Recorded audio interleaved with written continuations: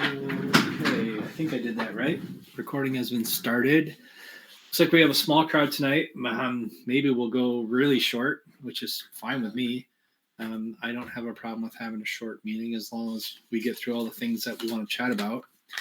Welcome, everybody. So no one signed up to host a topic this week, and I sort of had to scramble and figure out what we want to chat about.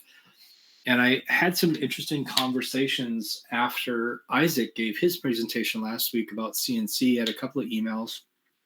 And I know that we've got 4 new teams in the state, or new or restarting teams in the state. And I thought it might be helpful to have a conversation about where you invest your money in terms of like tools, or like maybe equipment might even be a better word. I mean, I think we all know that we need a hand drill and we need Allen wrenches and things like that. But when you come up with some extra cash and you get either some sponsor money you set aside or maybe an unexpected donation, what are those things that every team should have? And then after that, what are the things that investing in can really make a difference for your team? And sometimes that difference might be mechanical. But other things might be just the educational value of having that in your shop, or maybe it's a pride thing. I mean, I don't know that anybody needs to powder coat their robot, but man, I think that really amps up the energy for teams when they have a pretty robot. So I'm really curious to get everyone's thoughts on what it takes to put together a good robot and give students a good experience. Before we start that, though, does anybody have any open topics? Because this is a not scheduled program, so if anyone has anything they want to chat about, let's do that first. Does anybody have any kind of current topics or questions? Open table, anything you want to ask about that you want to bring up? Okay, let's talk about tools. Does anybody want to throw out some things that their team has that they can't imagine building a robot without?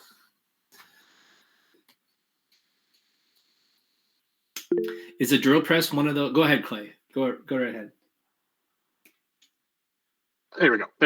I would say a drill press is probably one of those. We don't use our small one as often as we could, but we have a host of drills. But I'm biased in this, but I don't know that we would do as well as we did without a 3D printer or a couple of 3D printers.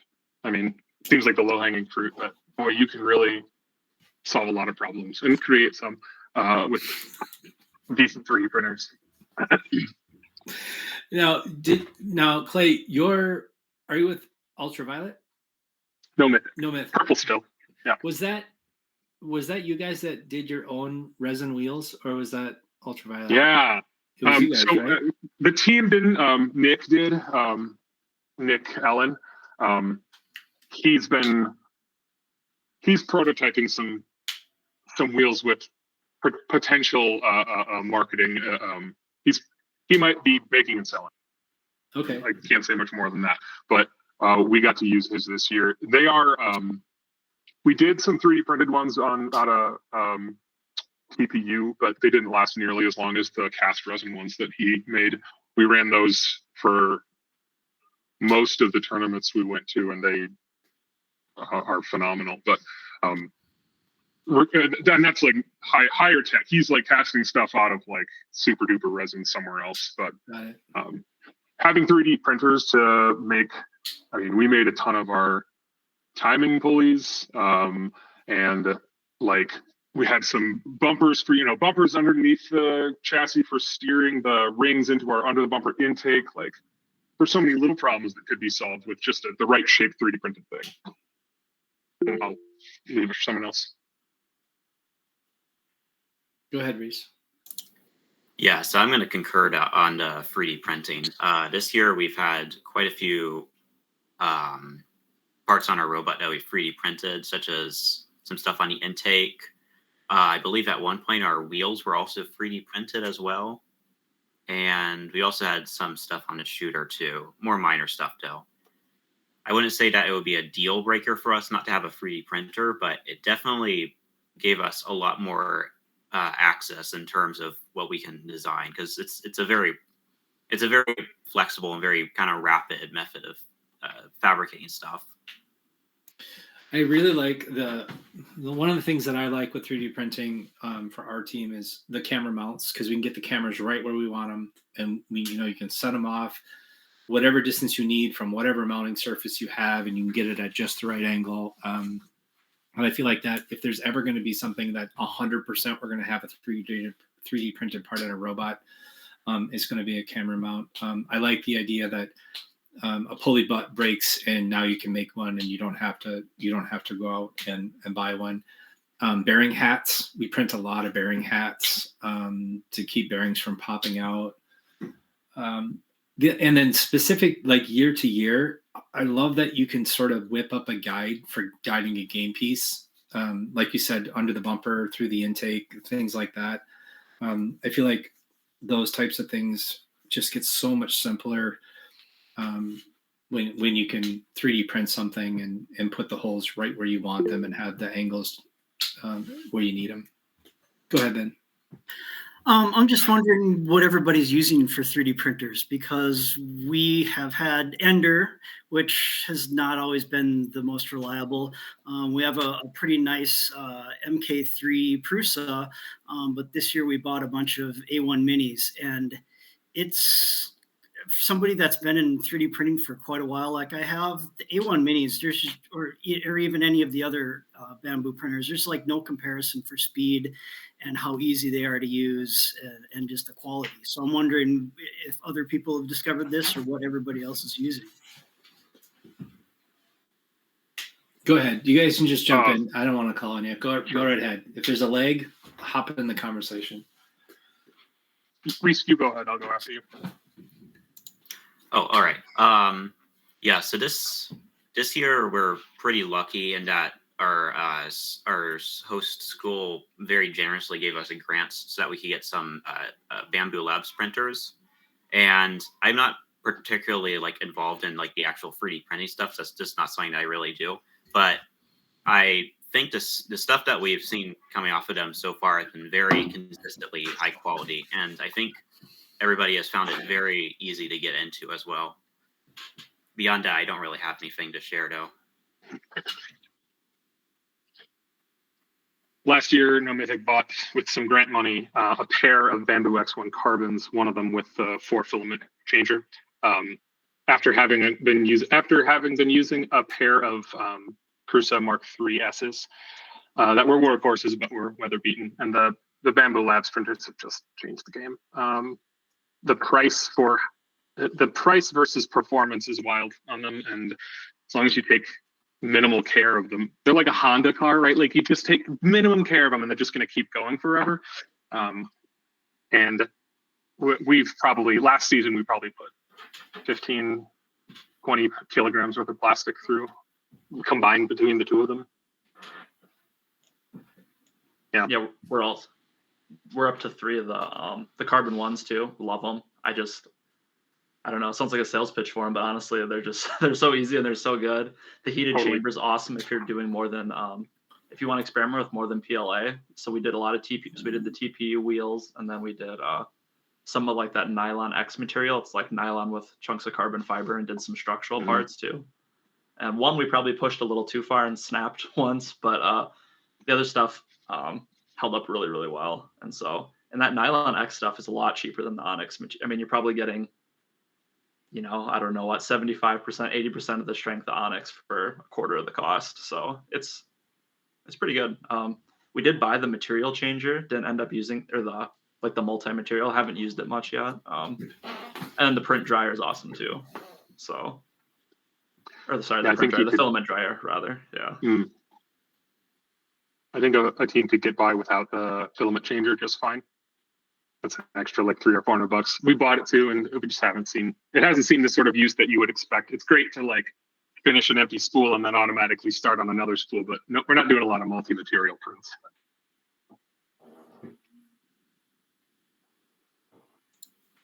Can I just add something? Yeah. So on the topic of 3D printing, has anybody experimented with like carbon fiber filaments? Yeah. We printed swerve wheel guards, like fairings, out of, and I actually don't think we printed these on our bamboo machines. One of our mentors used, might have been a Raise 3D. They used the printer at their job to print carbon fiber. I think it was nylon. It was probably nylon. And I think we only broke one of them. They were for not chewing up rings or chewing up notes. We bumped them out of the way instead of destroying them. But we still destroyed some.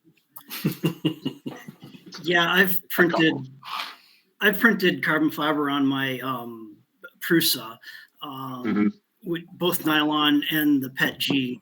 The PET G works really nicely in carbon fiber. It takes care of a lot of the problems that people have with PET G. It makes it a lot stiffer. Nylon, I'm sure it's probably better if you get like a bamboo enclosed printer, but if you dry the heck out of it, you have some sort of enclosure, and you're just really careful with the settings, you can get pretty good results. My understanding, though, with the carbon fiber is it's actually something that weakens the filament because it's like little chopped up, it's like salt versus longer strands, from what I've been reading. What it really does, from what I understand, is it makes the prints crisper, and it makes just easier to print the materials. I don't know if we've tried printing gears. We stripped the heck out of them, but I don't know if that was just some other problems. So, I mean, the main advantage I've actually gotten to handle like a professional carbon fiber print at like a trade show. Actually, I should have a sample of one in my room right now, but I can't find it. But it is like ridiculously stiff, like almost unbreakable by hand. So I was given those advantages. I was just kind of curious if anybody had experimented with that sort of stuff. I would use carbon fiber somewhere where abrasion resistance and stiffness are critical. And weight was also a concern / weird shape, right? Like if I could also make it out of aluminum, I would probably choose that versus carbon fiber nylon or carbon fiber PLA or whatever. Because if weight's not a concern, you're going to have a better time with aluminum if you've got the means to make a similar shape. But not everybody has that.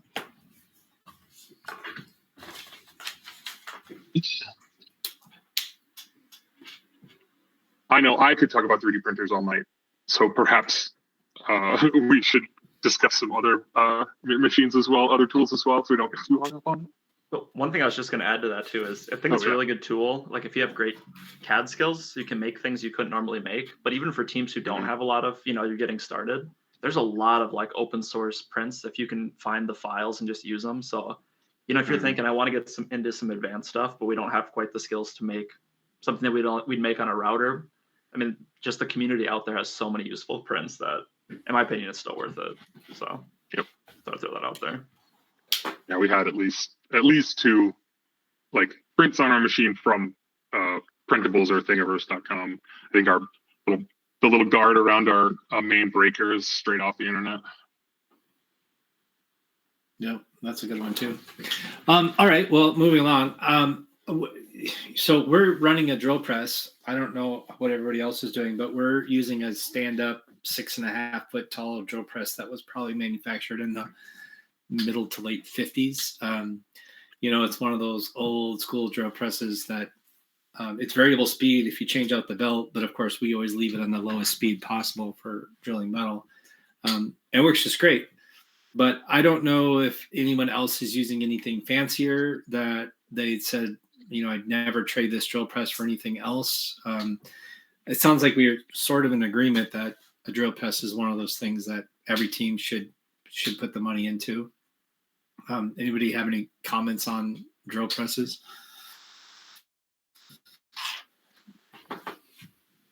I know that I think our shop that we have in the school that isn't robotics, but it's shop class shop. They have variable speed drill presses, but I've just never seen the benefit of changing the speed. I mean, if you're mostly drilling metal, then you're going to set it to probably the lowest speed and just leave it there. Maybe not. Maybe I'm wrong about that. Does anyone have any thoughts on that? Or is it just kind of one of those things where you just need one?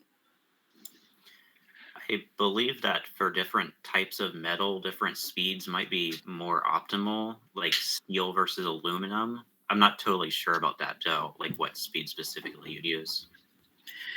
That's It's true. I was going to say it's also the size of the bit you're using. When you're using a bigger bit, you definitely want to slow down versus using a smaller bit. I think we probably could set our drill press a little faster because we're doing 3/16 probably most of the time. And so we could drill faster no matter what the material.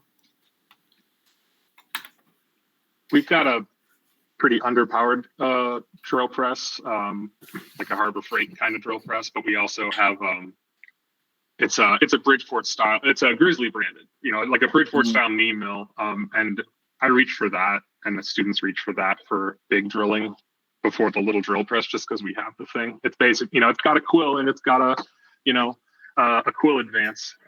So it's basically a beefy drill press.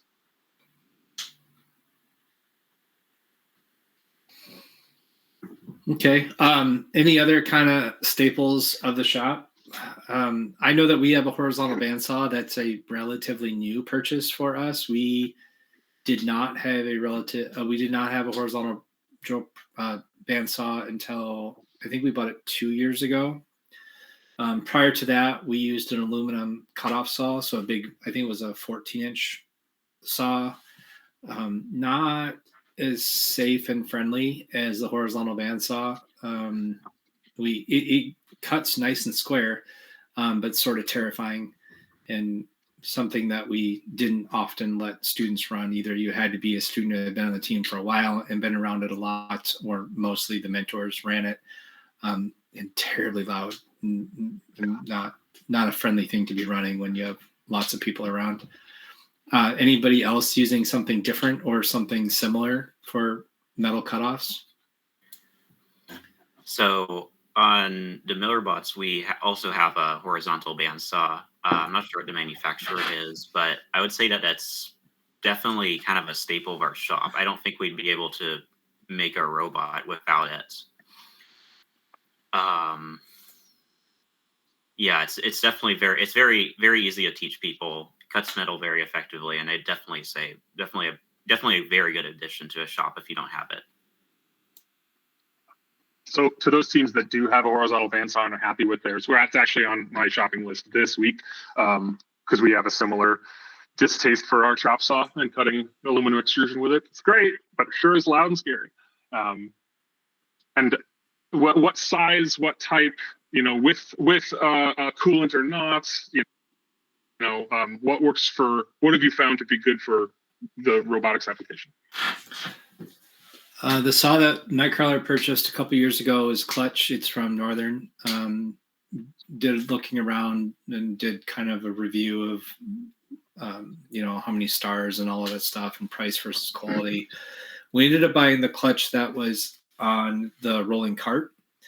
And then probably 6 months later, I decided I wanted one for my personal shop, and I bought the benchtop version. Okay. Honestly, I kind of regret buying the big one for the team. I mean, we're not cutting enormously big stock. And so I kind of wish we would have the benchtop version for the team, because it would just take up less space, and it certainly is adequate for cutting everything that we would need to cut for the robot. It is nice. I mean, that you can start it, you can step back, it'll cut by itself. The benchtop one, you have to cut it with your hand. It doesn't have the head weight where it just automatically cuts and then turns itself off. So that is the nice thing about having the one that comes on a stand, is that it's got the auto shut off. You can get it set up, and then you can get away from it and just let it do its thing. And so that may be a better option for students, but it's cheaper to buy the benchtop one. It takes up less room. So those are some considerations you might want to look at. But we've been pretty satisfied with the Clutch version that came from Northern. And it does take some time. That chop saw, it's dead simple to get it square. The bandsaw is a little bit trickier because the band, it has to bend. So you got to get your guides so that you get that band. perfectly vertical, and the squaring the cut this direction, the lateral horizontal direction.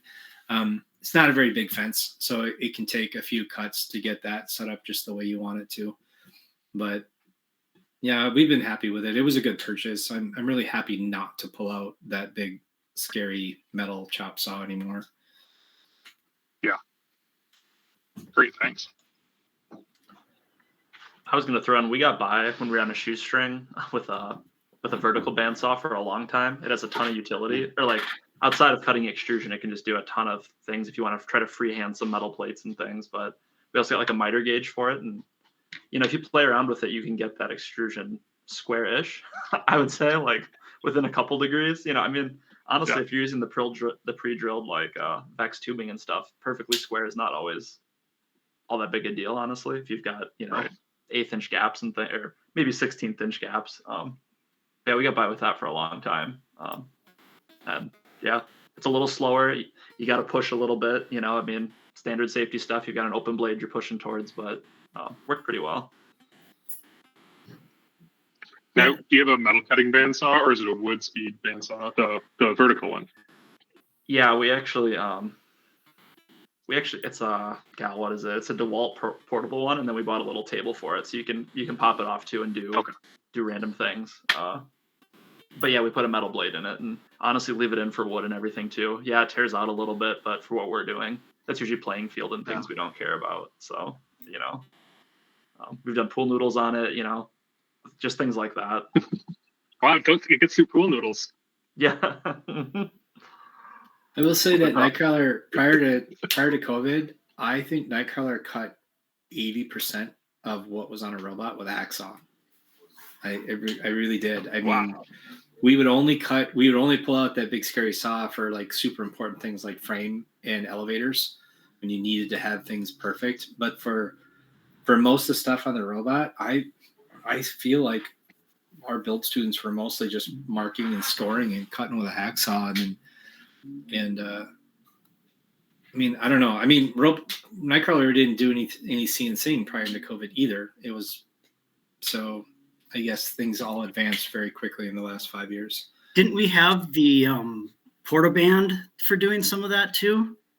We did have a portaband. We still do have a portaband, but I don't remember that being used a whole lot, honestly. I mean, I think anytime we were cutting 1x1L or 1x1 tubing, I feel like it was in a vise and there was a kid hacksawing it.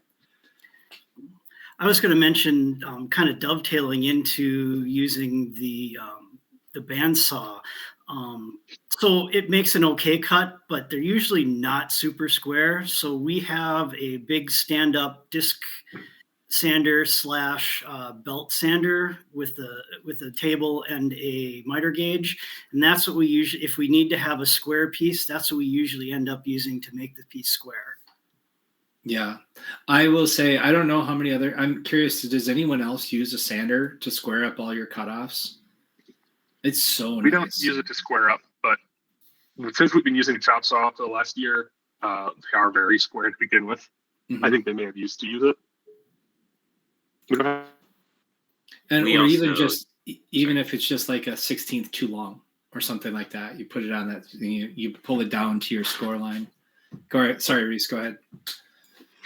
Yeah, I was gonna say that. Yeah, we also use a sander for getting like the final kind of bit of a cut off. If it's too long or it's just not square, we often just throw it against the sander for a little bit to get it perfect. Yeah, that's been a relatively new acquisition for us at post-COVID too, where we got a really nice belt / disc sander in our space. Where we don't actually even own it; we're borrowing it from one of the middle schools. Eliminated their wood shop, and so we have borrowed that belt sander disc sander combo since the school is no longer using it.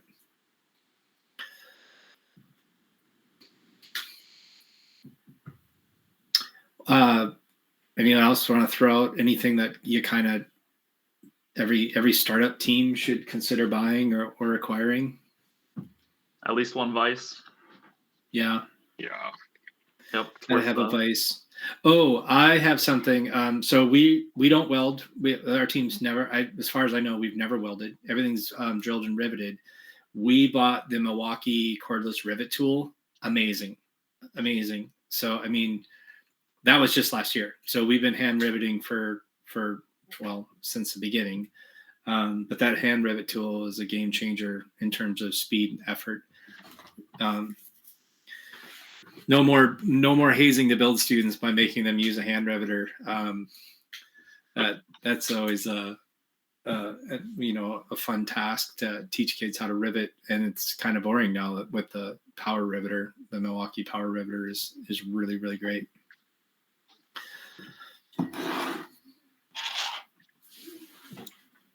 Yeah, that's the power river is definitely something I would, as a captain of the Norbots, we would consider like purchasing if we are able to at some point, because I have used one of those in the past and they're extremely convenient. Yeah, I wish we would have bought one sooner, but we're very happy to have one now. So Clay, you said you're using a miter saw, or what we're using to cut your metal. I kind of. Oh, it's I think it's either 14 or 16 inch DeWalt chop saw. Using with a. Go ahead. Using a metal cutting saw blade on it, and that's just for cutting aluminum. Are you using an abrasive wheel or a diamond tooth wheel? Not diamond. It's not abrasive. I can't remember exactly what the blade is. It's like, I could probably find it. I'm pretty sure it just came from Home Depot. It's a Diablo brand probably. But this is something that a coworker of mine turned me on to when I was cutting some 80/20 for a project at my job. And he's like, oh, just use the chops. I was like, what? You can't do that. It's like, just take a light cut, clamp your stock, and it breathes its way through aluminum. It is still loud and scary, but we made, I squared the saw blade up real nice, and it makes perfect cuts. So once we had a few students, like you were saying, we trusted with the saw and got them comfortable with it, right? Like, here's some ways that you can make this less scary. And all of a sudden our cuts are straighter and they all happen faster because you could set a hard stop. You needed to cut four pieces to the same length. You set a hard stop and cut them all in rapid succession. Another tool for those who are still using chop saws, that we implemented this at my job for a production step that uses a chop saw, something called a soft start mechanism. And it basically is a current limiting device that, how it keeps the saw from kicking, right? When that thing, when you first fire up one of those saws, it kicks back on you, but a soft start forces it to ramp up. And so it's a lot less scary to use and probably safer for a new operator, right? Who's intimidated already and then has the saw jumping around on him. So that was, I think, $150, and it's just, you plug it into the wall and you plug the circular saw into it, and it just works. Does that answer your questions about the chop saw? Yeah, we went for one of the we spent a bunch on we had a big grant, spent a bunch, and we got one of the metal cutting saws. It was supposed to be lower RPM, higher torque, 14 inch. And I don't know, it's still as loud as heck. It's still scary, but I mean, it's it's supposed to keep the RPMs way lower, which is nicer. Like, it's less scary. I mean, it's still not good. I mean, it's still like, everyone in the room, watch out here. It's going to be loud for a second here, but it breezes through anything we've thrown at it as far as aluminum, and it has a steel cutting blade. And yeah, exactly. Evolution. The Evolution one is what we got. Yeah, that's the one we have too, is the Evolution saw. It's, like you said, lower RPM, a little bit safer. Any other kind of staples that you feel like for construction that you feel like teams really should have?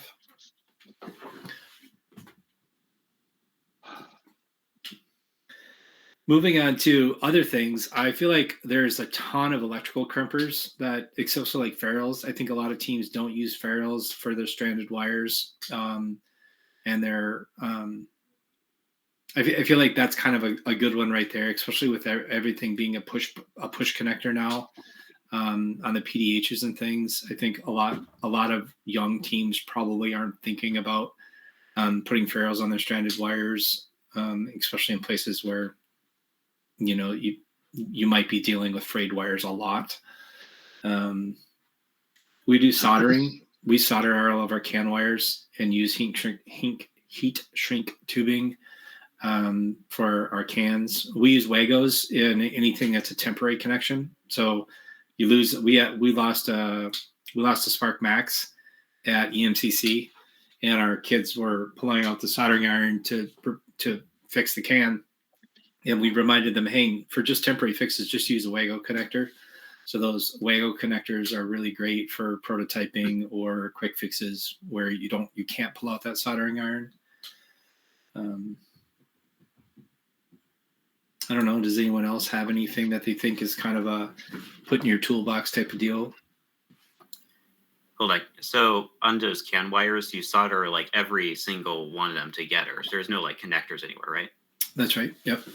Okay, that's interesting because on our team we use every single connection between different modules that have can wires. We use it either DuPont's or Vagos.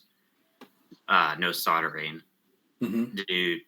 What do you think the the advantages with that are? Obviously more kind of stability, but so I will answer your question, but I will first say that Talon 2502 did a session on wiring about a year ago. It was probably actually a year ago, almost exactly to this date. And there was a very heated debate on that call about what to do with your can wires.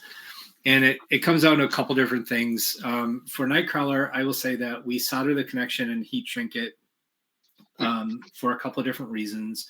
One is that, we trust the solder connection. We make sure that the solder connection is good, and then we heat shrink over top of it. But there's no extra weight hanging off that wire. And so if you've got can wires and you've got Wagos or something else, extra connectors hanging off of that, and it rattles around in your robot, it has the potential to come loose. But we've also found that we've seen a lot of breaks in the wire because you're constantly tweaking that wire just a little bit, and it stresses it and it causes it to break. And so the consensus on that call, I believe, if I'm remembering correctly, is that if you're using Wagos or Andersons or anything like that, you want to make sure that you always securely zip tie that heavy part so that it can't swing around. So you're securing that to something. And then probably also strain reliefing your wire so that your wire is not wiggling at the point where that connector is and causing a break point. But yeah, it was a surprising part of that call. It was a very heated debate. I mean, people were respectful and everything about it, but they were like, if you're doing anything else, you're doing it wrong. That was a great talk, by the way. I mean, if there's a couple of talks, that would be on my top 5 that I would recommend going back and watching, because there was some really good advice on electrical on that call. But yeah, we didn't used to do that. We used to buy can connectors that you used a Wago and a little Wago screwdriver, and you would do a push terminal. And so we would have these mounts where back in the day you would have Talon SRXs or Victors.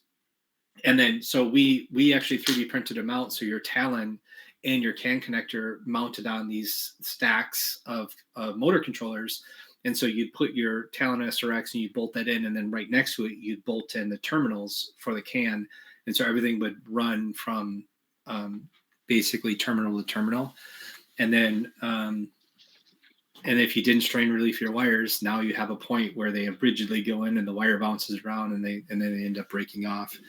So we started doing soldering probably when we started using mostly Falcons, and then you're just making a loop with your can.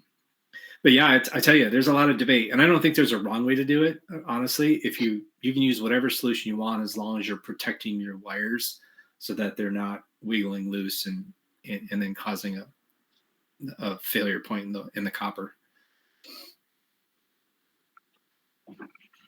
We tried something different this year with we are probably going to continue running 2 can loops on our robots, one for the swerve system and then one for everything else, just to keep the latency down on the swerve. And it seems obvious in hindsight, but we're going to use different colored wire for one of those loops and then the other one. Because you can make your own swerve twisted pairs, right? So we've got green and yellow that I think will continue to be our drivetrain color. And then I think we're going to do blue and yellow for the other loop, because the few times that we had to rebuild our robot or take things apart and start connecting stuff back together, I think almost every single time we'd get some kind of can error because the 2 loops had been interconnected accidentally. You make them different colors, it's a lot harder to do that. That is fascinating. So we're planning to run Canavar for the first time this year. I hadn't even considered 2 different colored wires for the can loops. That's a genius suggestion. We also, I learned this from my coworker who does like combat robotics, or like BattleBots, not military. But he uses silicone wire and silicone insulation with high strand count, fine, like very, very floppy, very flexible, still 22 gauge wire, just like everything else. But the silicone wiring insulation is tougher, slicker, more resilient, and still twists up just fine. And with high strand count wires, they're rated for a lot more motion before they fail, right? The individual fibers can slide up against each other as they're being bent all over. And it's, at this point, that used to be a premium product, but it's everywhere now. You can buy it on Amazon. And other than the occasional issue where, you'll, in a connector that also is supposed to capture the insulation, silicone insulation is generally thicker. And so there have been a few moments where you have to sort of like whittle away at the very end of the insulation so it still fits. But those wires I have seen so far are way less prone to fatigue failure, like bending too much and then breaking. Yeah.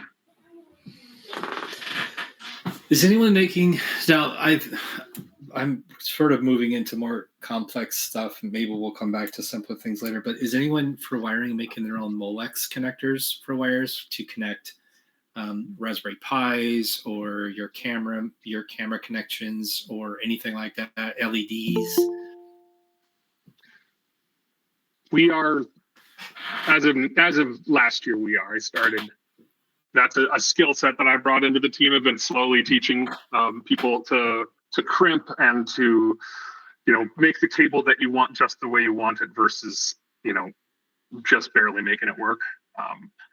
We're slowly acquiring crimpers and kits for like fixing things. I've just sort of been like, hey, anything that we have, any electronic device that we've got that's got like a pigtail coming off of it, like a Spark Max, we should be able to fix all of the wires on that. We should have spare parts and the crimping tools to fix the, like, what is it, the 6-pin JSTPH connector for the encoder that goes to a motor, like those things that break all the time.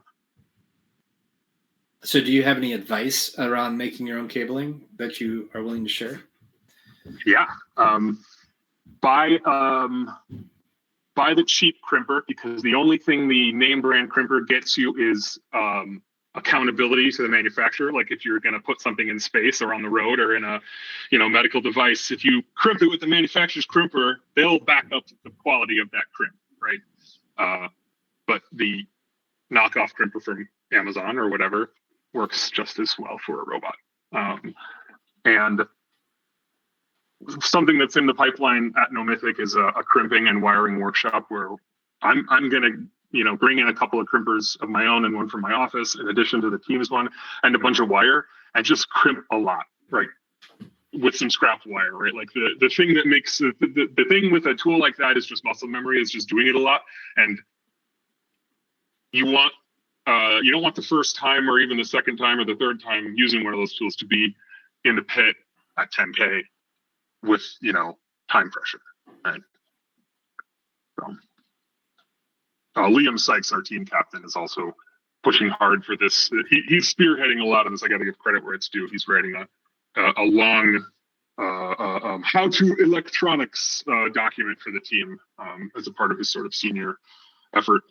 The other thing, I'll give it back here in just a second. The other thing that we've been doing with small connectors, I think I mentioned this on a call before, but the JSTPH, the connector I was just talking about, that is so just excited to fail. It's just loves to break.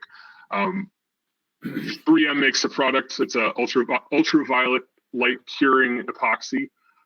It dispenses with a little like a Luralox syringe tip and cures with a UV flashlight. And the product that we're using is pretty flexible. It's the sort of thing that you wear gloves and you wash your hands when you're done with it. It's not good stuff, but it cures in like 10 or 15 seconds, and you essentially glue the wires into those connectors, and now all of a sudden the strain on those wires is you've linked all 6 of those tiny little weeny wires together, and so they can reinforce each other. Whereas the shortest of the wires, or the wires on the outsides, were the ones that were first to fail because they were getting tugged on the most. So we started doing that and haven't had anything like that fail anymore. And then we have connectors that the top of our Kraken motors, we've got that like a hat that sits on top of them with some like a can and power connector on the top. We've potted all those connectors and reinforced them and haven't had any failures since doing that. So I'm talking. Oh, that's good advice too. I hadn't considered reinforcing that like with a resin or something like that. That's a really great piece of advice. I think it could be accomplished with hot glue as well, just fine. But yeah. Oh yeah, hot glue. Yeah, every team needs a hot glue gun. And I will say we now own a cordless hot glue gun, and just like the cordless riveter, very nice to have if you've got a 12 volt or 18 volt glue gun. We have the Ryobi one, and we have a mix of kind of cordless tools, mostly Milwaukee and Ryobi, but that Ryobi hot glue gun gets used a lot at competition, probably too much in many regards. But yeah, that's a really good one as well. Yeah, I was gonna say there's a hot glue gun too. I just like that runs off the DeWalt batteries too. So if you had your standard batteries, it was like, man, I want to say it was $30, and we had it for 3 years now, and it just runs like nothing. I mean, yeah. I suppose hot glue is a solved problem, but there's not much more hot tube. But yeah. Yeah, hot glue, man. I just picked up a tool this year. Oh, I'm sorry. Go ahead. No, what's like the benefits of using like hot glue and stuff? Because like I know my team doesn't do it, and I don't think you really want to do it. Use like hot glue, and I just want to know like what it's used for. Sorry. Go ahead. Yeah. Somebody else take it. So in our team, hold on. So in our team, at least, hot glue we usually use hot glue for kind of securing connectors in place. Especially, I think the place we use it the most is securing the connectors for motor encoders to Spark Maxes, because they apparently flop out a lot. Other than that, I don't know what we really use it for. Mainly just holding stuff in place. Anybody else? We've used it as a patch fix when something breaks, but mostly we're doing what Reese does. We're taking the strain off of the wiring whenever we can. If a zip tie won't do it, hot glue might do it. Where the RJ45 or where the Ethernet connector goes into the top of a limelight, which is, I mean, I feel like we put an entire stick of glue on one of those things just to keep it from wiggling. There you go. Dr. B's got it. Yeah. Those Ethernet cables tend to have a little tabby thing break off. Oh yeah. Gluing it, basically any sensor wire that runs into our RoboRio gets hot wired. So if you've got a limit switch or a beam break switch or anything like that runs into your DIO, into your RoboRio, all of that gets glued. Our radio all the connections on our radio get glued. It's mostly for keeping wires from popping off, I would say, for pretty much all teams that are using hot glue. I gotta say too, Yeah, like, oh, go ahead. Sorry. Yeah, I was just gonna say, if you feel bad about using hot glue, just keep in mind that pretty much every consumer product uses a little bit of hot glue in there. I work in manufacturing, and we use quite a bit of it in like digital products, like handheld, high-tech stuff. I was just gonna say too, if you're a team who hasn't used it in the past, like the robots have gotten faster and they hit harder, and so like I think we got by probably my early years of mentoring more or less without it, and then probably especially when Swerve got hot and full field sprints and things, it's just like it just became a requirement. Robots are hitting each other harder, and all the energy goes into your wires. So yeah. Would it be like a good idea to start like hot gluing like wires then? Because I know like my mentors are kind of against it, so I don't know. I would say that start with it as a fix when a wire pops out, right? If you're running the robot and you're seeing a wire popping off, start there. I don't think you should maybe, especially if this is something that's sort of against your culture, I don't think you should go in and start slathering hot glue on everything. But I do think that over the years, your mentors or your captains have probably seen situations where, man, we have such a hard time with the radio pops, we seem to lose our PoE connector or our other Ethernet cable, or the limelight. Maybe you've got a cable that tends to pop out of the limelight. Depending on when your limelight is too, that the little Wago connection for the power that go into those limelights, I mean, that can also be a place where if that limelight's up high or if it's on something that moves, hot gluing the power connection in for a limelight can be helpful. I mean, you have to deal with the fact that if you have to replace something, you got to get all that glue off. That is a very adequate and valid argument against hot glue. So you have to kind of weigh the benefits against the trade-offs. It's not so hard though, because honestly, we've had a Navex pop off, and if you glue it down, it will not pop off. If you don't glue it down in the middle of your match, it's a problem. But the Navexes have screws, right? You could screw it down. Yeah, it just screws down, but actually the screws are on the opposite side from where the connector is. So oh yeah, that's true. So honestly, we've true. had the Navex still screw down and pop off. So hot glue is your friend. Yep. Yeah, I mean, that, like Sam said, just the contact is just so much more contact. So things just tend to pop out. So anything that can or has popped out, it's a good candidate for some hot glue. And while we're on it, honestly, it's probably a little outside of this, but like we saw 2056, they released their tech like documents, and they've been 3D printing all of these strain relievers for all of their electronics. So like anywhere a wire goes in, they have this little 3D printed place where you can zip them down, and they haven't released those. So like that's something like some of our design students are working on, is like mimicking a lot of that, because like I don't know, but we had a front row seat when them and 254 got knocked out in Worlds in 2023 from losing wires, and looked like not fun to lose your whole season on that. And so I don't know, it seems like something worth looking into anyway. On our team, we have these little plastic kind of adhesive pads, and you just kind of put a zip tie through them, and you can zip tie your wires down. That's what we use for kind of a strain relief times, and also just securing stuff in place too. Yeah, it's good for routing, right? When you're routing your wires, those little zip tie pads are great. Yeah, we've used them for also just securing the whole spark max in place too, so it doesn't just wiggle around and go places you don't want it. I'm moving into some like advanced manufacturing. I know that KnightKrawler bought a CNC post-COVID, and so we have a CNC router. It has a spindle, not a router, but it's a flatbed. It's the Amio X8, which is a very popular CNC on Chief Delphi. It's one of the reasons why we chose it, based on the teams on Chief Delphi that were talking about it. And you can buy it from West Coast Products. We bought ours direct from China and had it shipped from China. And I actually only took a couple of weeks to get here as well. Very affordable. I can't remember what we paid for it, but it was like $1,000 or $2,000. It was a very affordable machine. And with a spindle, it's a water-cooled spindle.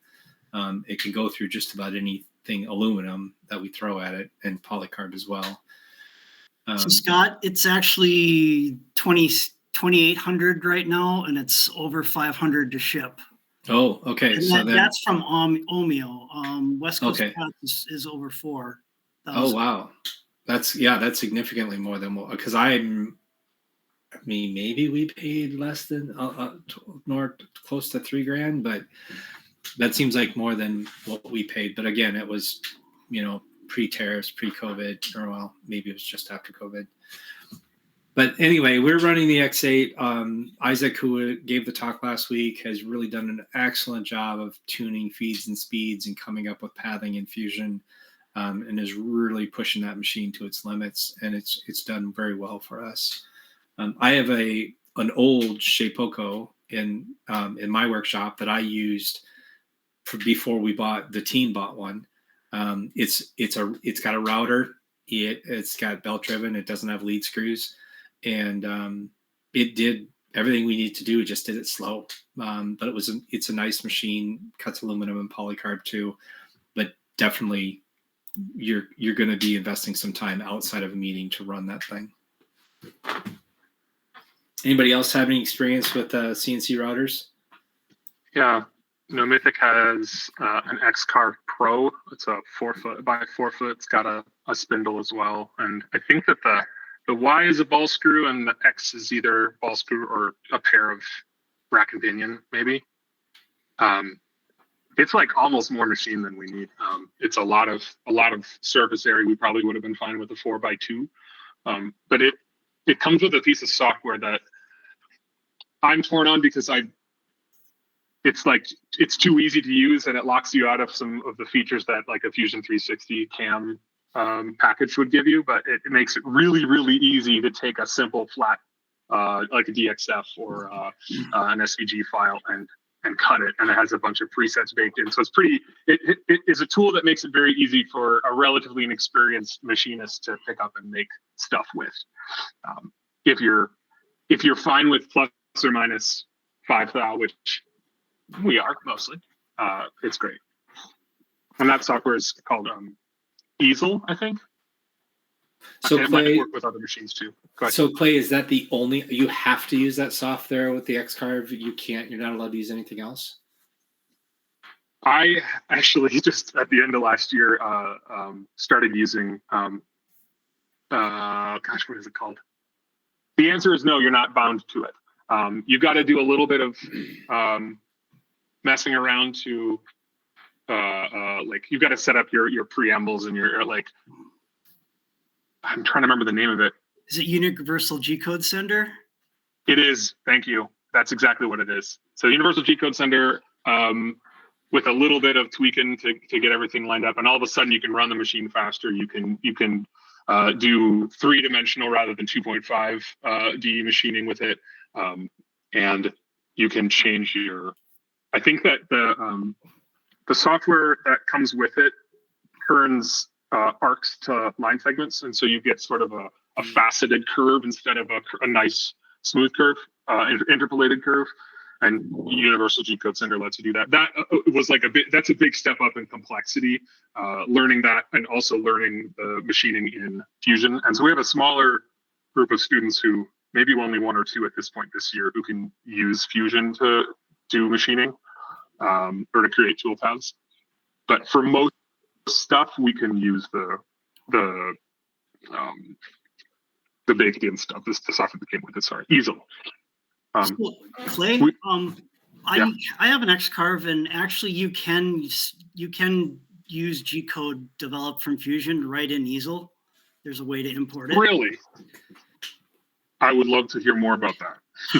I don't know exactly how to do it, but you can so you have to set up a preprocessor or a post-processor in Fusion, and then you can put that code, you just load the tap or NC, whatever file comes out, and you can pull it into Easel and use it right there. That is the coolest thing I've learned today. Thank you. I have a Shapeoko, and Shapeoko comes with an out-of-the-box software that's really simple, brand new CNC people. you just, like you said, drop in a DXF and you set your depth, or you can import a step file and set your box boundaries and things like that in the step file. But you can also create a post processor in Fusion, export that NC code, and then you can just load up the NC code, and then the software that comes with the ShapePoco is basically just starting and stopping the job, and it's not doing anything else.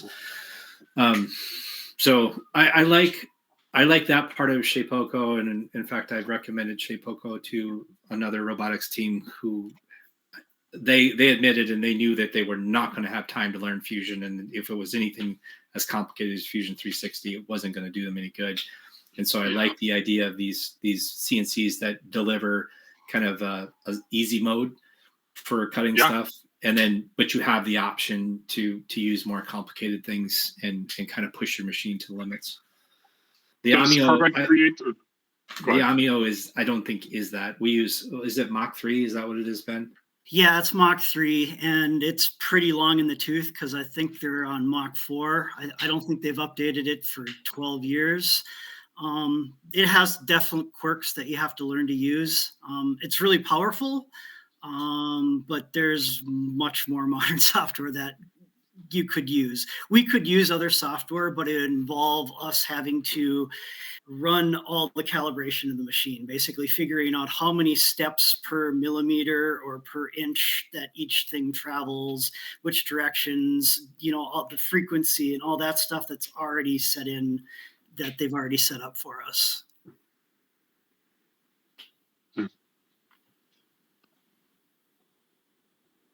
Anybody using anything fancier, water jet, or maybe even simpler, like laser? If you're using laser to do any type of prototyping material, we will sometimes use the school's laser. The team doesn't own one, but sometimes we'll go in and we'll use a laser to either do cardboard if we're just getting a dimension, or small plywood if we're trying to get something where we could actually throw a ring in it.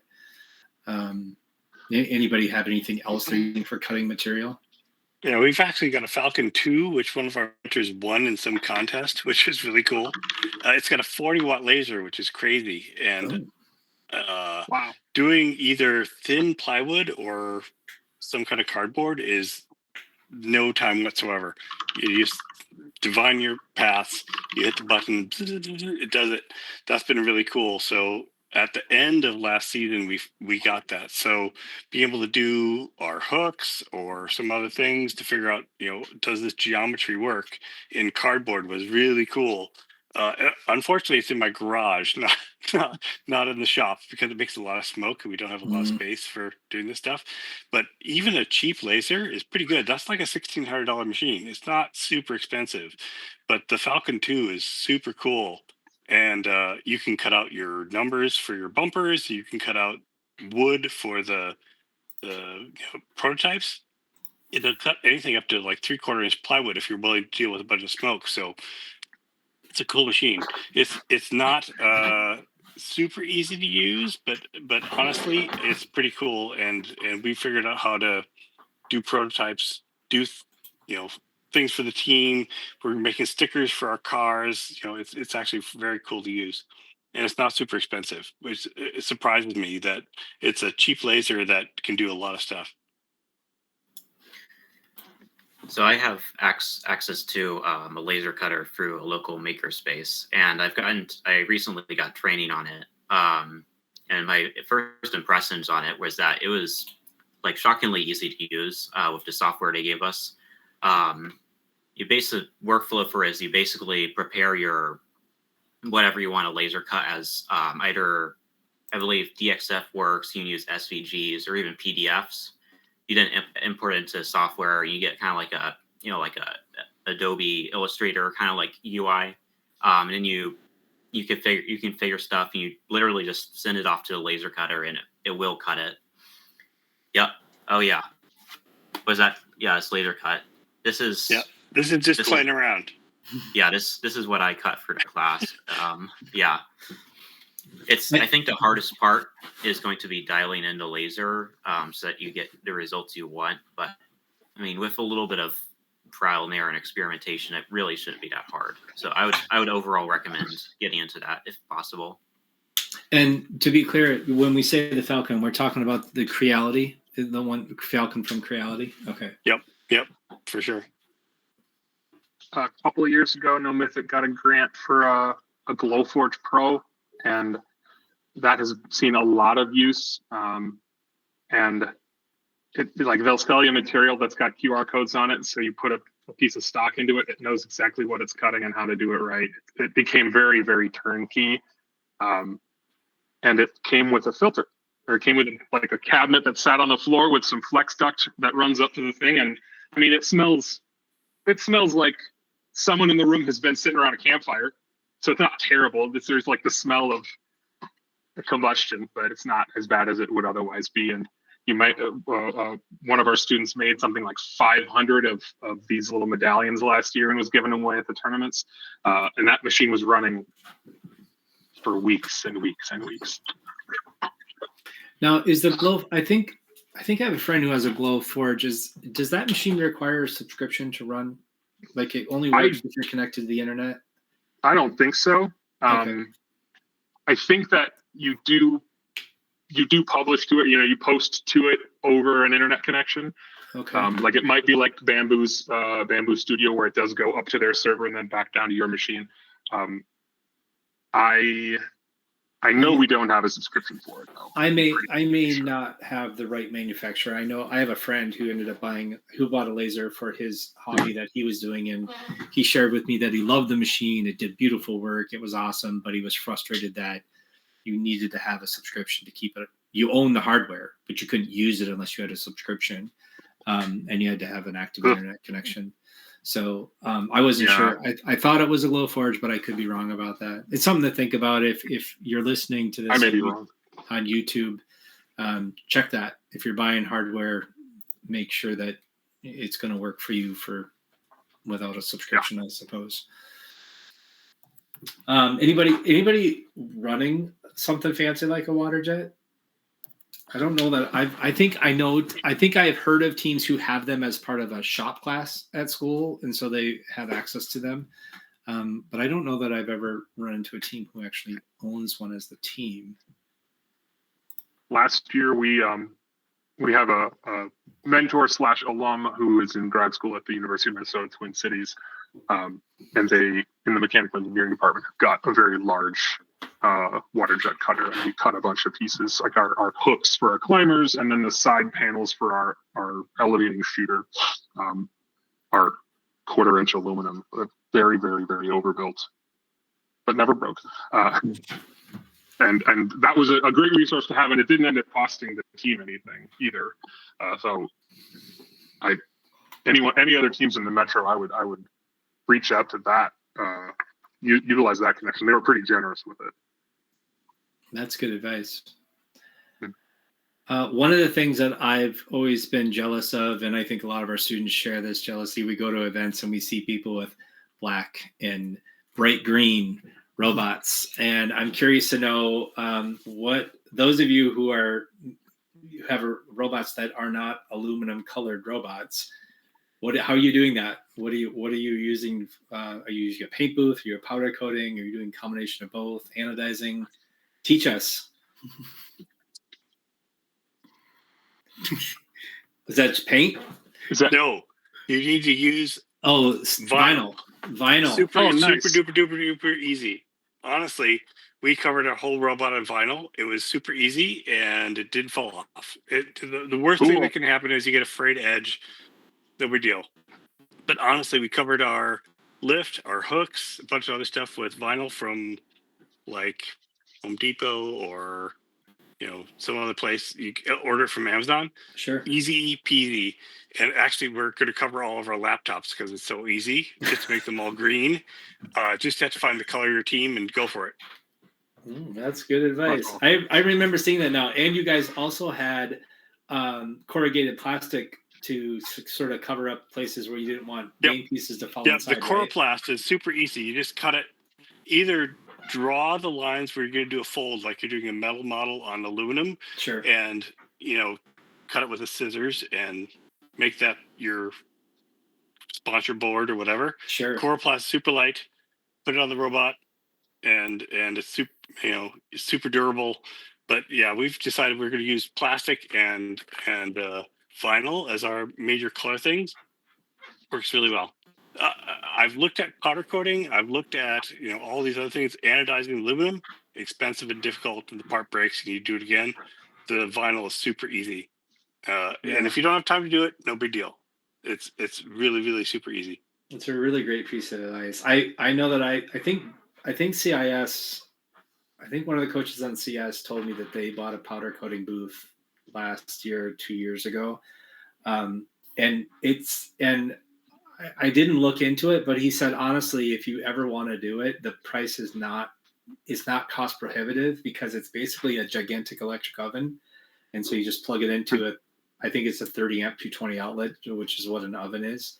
So if you have any place that has a welder plug or an oven plug, you can just plug it into that.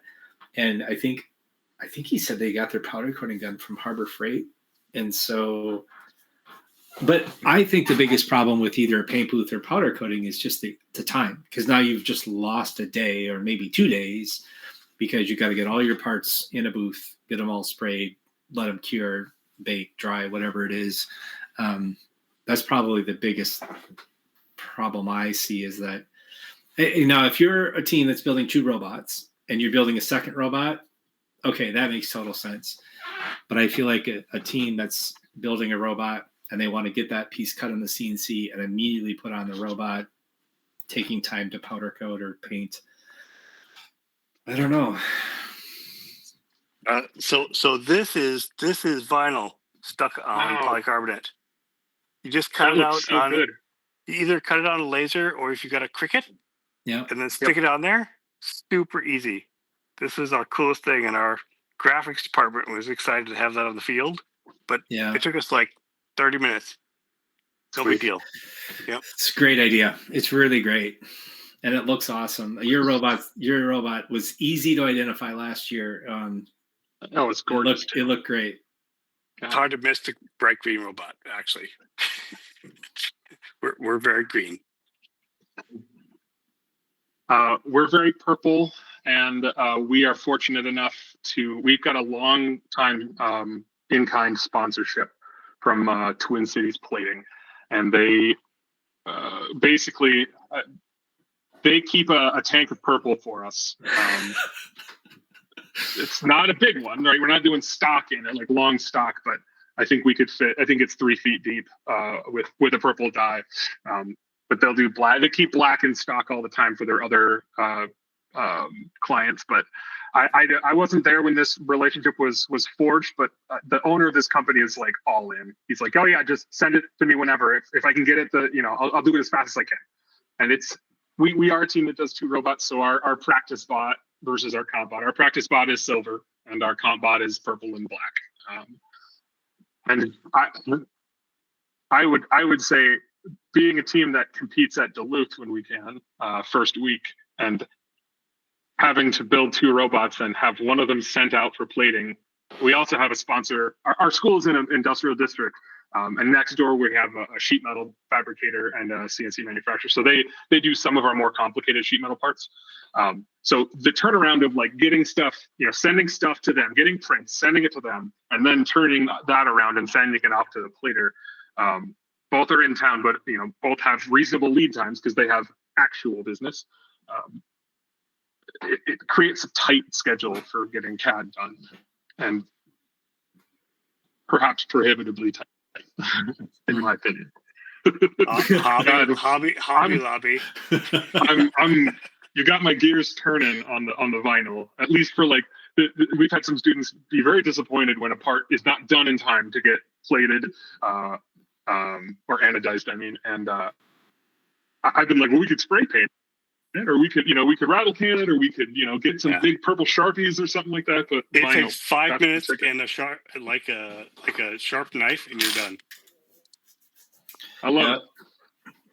I have also thought about in the past of just if we were to buy a powder coating oven, of just powder coating all of our stock. We could buy our stock, we cut it in 6 foot lengths or whatever, and we do it, and all of our stock is pre-colored.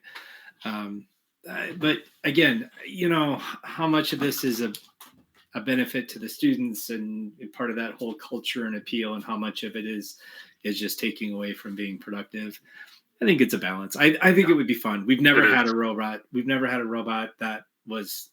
We've had some parts that were spray painted. We've had some parts that were anodized, but we've never had that be kind of the whole robot or core to the robot. Has anybody ever tried like spray painting metal and then like putting in a laser cutter to etch the paint off? Mm. No. But you could stencil. Right? You could laser a vinyl decal or a negative decal or something like that, and then spray paint and then remove the decal. Yeah, that's kind of what I was thinking. Interesting. Yeah. Hey, there you go. Wow. Okay. Now is that spray painted? You cut with vinyl to do a negative, or is that vinyl there? We did a mask and then spray painted Okay. and then lasered off the edges because they were crap, and then it looks awesome. Yep. Neat. Yeah, I've got a vinyl cutter. It's not a Cricut, but it's a vinyl cutter, and I've used the vinyl cutter to do some very kind of advanced type of masking off for paint, but not for robotics. But I can say from experience, this works really well. I enjoy my vinyl cutter too, but we've just never done that to cover the whole robot. So something fun. The last few years we've done our sponsor panel. We have a parent in our community that's got a Cricut that just, we give them our sponsor SVGs or vector files, and here's the shape of our panel, and here's how we want everything, and she puts it all together for us, which has been really nice. Yep, we do that as well. I'm planning for when her student graduates. Like, what do we do next? Buy one, man. It's not expensive, and it's really nice. We use my vinyl cutter to cut the numbers, and then we use heat transfer press to heat press them onto the bumpers. They never peel off. When you use a heat press, it gets right in the fibers, so it never peels off. Cool. I bought that again for personal projects myself, but we use it for the team, and yeah, it's really nice. In fact, we lettered our trailer with my vinyl cutter. So my vinyl cutter is 15 inches wide, and our trailer is vinyl that we did ourselves. We didn't have to pay it out, hire it out. Sweet. Okay, so any other kind of like, if you have the money, or if we ever were able to get the money, we would definitely buy this. I mean, what is it that next level competitive thing that you guys are interested in? I got two things. We just bought one of them, a press brake that is made to fit into the bog standard Harbor Freight 20-ton shop press. So it's like, I think it's 18-inch wide, but it has enough beans to bend like 3/8 cold rolled steel. We're never going to use it for that, but it will bend. We've had a couple of times where we needed to tweak a motor mount. On our intake, the design was wrong, and we were caught out on not having a motor mount that was spaced correctly for the right size belt. And I was like, guys, we can just, get some aluminum sheet and bend it nice and tidily. And then, it's difficult to bend accurately without the right tools. If you're talking about getting belts to line up. But I found a company I can post it in the Slack or in the chat here, but it's a supplier for off-road, folks making mud and trucks and stuff. We got, as a part of a grant this year, we got a few $100 for this thing. And the thought being like, you can do the machining on some flat stock and then, score or mark the bend line and get that right where it needs to be in the press brake and make your own motor brackets is, like the stuff I've been trying to bring into the team this year has been prototyping acceleration tools, like how to fail faster. That's a really good one. And so I bought one of these hydraulic presses for my own shop, and I haven't even used it yet. But my idea is that I could solid 3D print a mold, and then I could bend in whatever shape I wanted, and I I could lay my flat stock aluminum that I would cut on my CNC in this mold, and then it would be able to push down into the V groove, whatever you call it, or the bending groove, or round stock, so you could do the negative and do the positive side of it and do a round or something like that. But now that I'm seeing this, I mean, even just on Amazon, doing a quick search here, these are not outrageous. No. And I was kind of surprised. Yeah, this is interesting. Mm-hmm. What's your second one? I'm making something. I think that it looks like some of the FRC retailers are starting to do this as well. But when you're prototyping, like first week prototyping, and you're running stuff with drills, you're running your intake with a couple of cordless drills, or even the next stage when you're like, basically my goal is how to run motors without needing to tie up a programmer or take them away from the work that they're doing.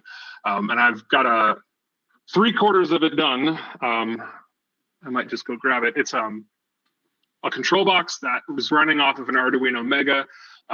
That's got a bunch of audio faders on it. They're actually flying faders, so they've got a little motor in them so they can move.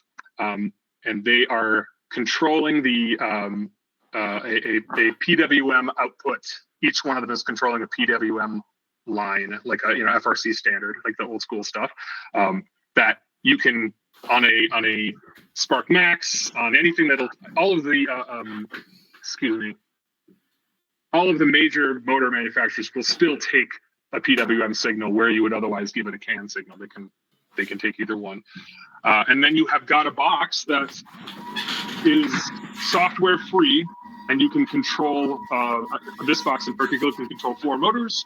And the idea will be that you can, make some settings and then save a scene, and then make some other settings and save a scene, so that you can essentially like simulate your intake. You figured out what speed your intake wants to run at, or how fast to ramp up the motion of a subsystem, and then it will display those motor duty cycle values on a little 16:2 LED screen, so that you can say, "Hey, programmers, we tested this thing and it works great at 75%." So you've all of a sudden made a system where you're prototyping with the motors that you're going to use on the finished product, and doing useful intel gathering for the programming team to then program into their motion planning, putting it into the code, if you will. Yeah, that's super cool. Plus a little bit of ChatGPT wrote all that code. So that's funny, because ThriftyBot has their new Fusion, I forget what they're called, the little motor controller plus PWM device, but they're expensive and they're out of stock, and it'd be great to have something that's off the shelf and easy to use. That sounds really cool. Yeah, and I don't think this one will be that cheap either. I mean, these little flying faders themselves at quantity 1 are $25 a piece. I'm sure if I was to scale up, they'd be cheaper, but that's probably not happening this year. But I think I'm going to be testing it this year with our team, and if it takes, and if it's a real game changer, I'm going to try to make more of them. So when you're using like the motors with that thing, how do you like attach it to like your prototypes? Because I know that the big draw with drills is you just put on like a hex adapter and you put on a churro or whatever, and just turn it. Well, yeah, there's still a place for drills, even with the magical world that incorporates this box that I'm designing. The way you connect, you've got to power your motors independently, or you've got to feed them 12 volts from somewhere, and like in the case of, let's say we've got a couple of Neo 550s on an intake or something like that. The Neos are plugged into a Spark Max. The Spark Max is getting 12 volts through its 12 volt inputs, and then it's getting PWM signal through the CAN connector, and that's all it takes, right? Like all of the standard FRC motor controllers will just respond to an FRC. To a PWM signal, as long as it's within the spec of that signal, or the published signal. Did that answer your question? what I was more curious about is like it seems from what you're saying that your prototypes come with the motors like literally attached to the prototype. Oh, no. So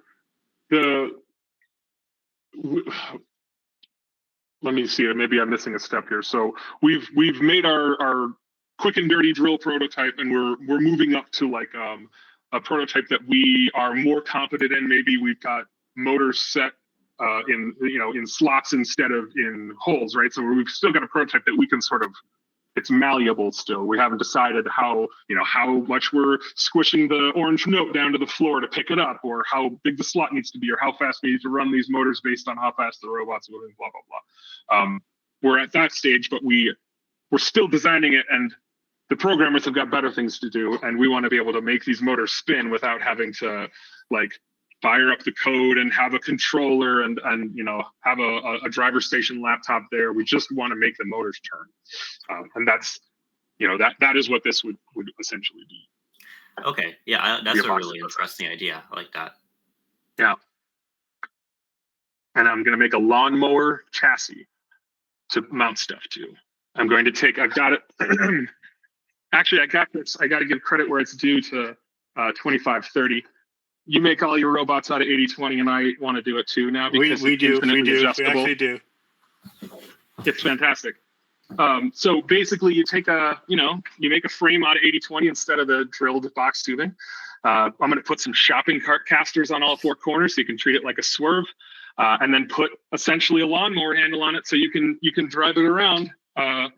That's like if you want to practice the floor intake. But I have to tell you that your frame has to be 25 by 30, which we did last year. I'll make sure we do that. So, ease in prototyping, right? We're a team who competes first week, and the faster we can get a robot on the field, the faster we can turn a functioning robot over to our programmers and our drivers so they can make autos and so they can get familiar with its behavior, the better we're going to perform. We got high aspirations this year, so we got close last year. All right. Well, we're running up on 8:30 here. Does anyone have any final pieces of advice or tips on tooling besides the vinyl? The vinyl is in the books. We got that recorded correctly. Vinyl in the books. All right. Well, then I'm going to put out another plea for teams to please sign up to host a topic. I'd really appreciate it if you would.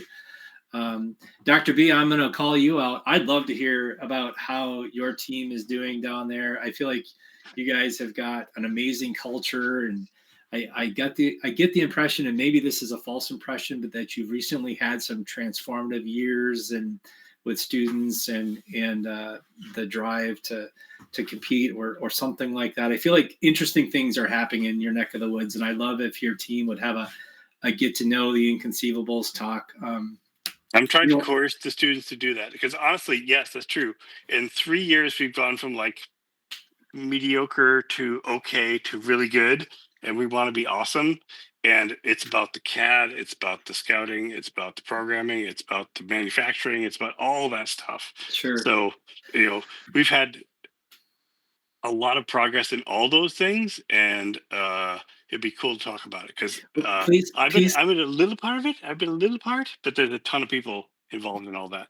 Please tell your students I have a personal invitation to join us. And same for we've got one student who happens to be my kid who has a fantastic presentation on like ecosystem of what you want to do for motors or gearboxes or like the things that are available to you from Andy Mark that you have to sort of choose, but depending on what your goal is, there are different options. So sure, I'm trying to twist his arm.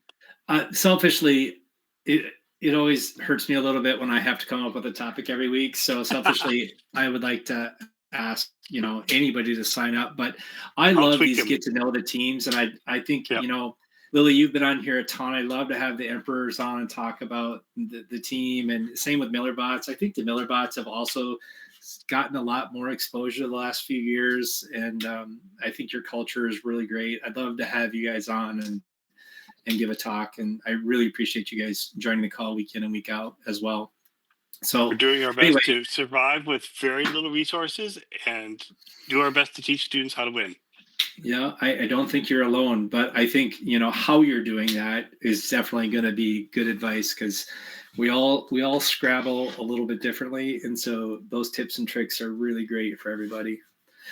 All right. Well, with that, please, yeah, if you have anything that you want to chat about, even if you just want to kind of keep the conversation rolling, it doesn't need to be a presentation. Please sign up to host a conversation, or if you have a presentation you want to give, 100%, let's do that too. With that, again, thank you for the conversation tonight, and I will see you all next week. Thanks for hosting.